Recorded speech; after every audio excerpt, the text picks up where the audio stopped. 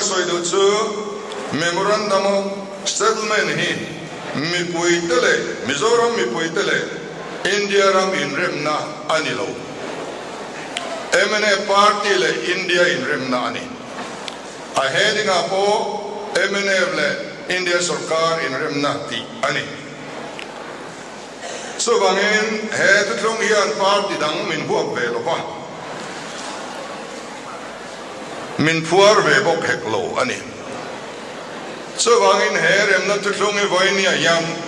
kanjir lai den in fiata ka duwe mem chu zoram kan nam kan ram top na dur ani lo hemi pe alama yan kalzel na dur kan lani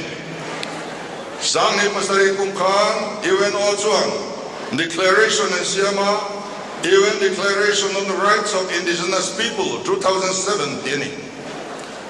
sumin noya chuan so far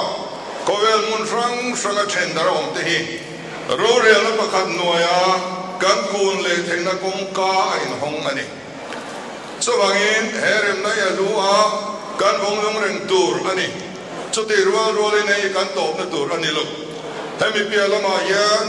even on nuai nge yang even oi na rem ti na nuai nge yang so to thum chu India sarkar ngai poi na sign ve na nge nuai yan kan nam yan kal zel na tur kan nei te he khria a kan malam hun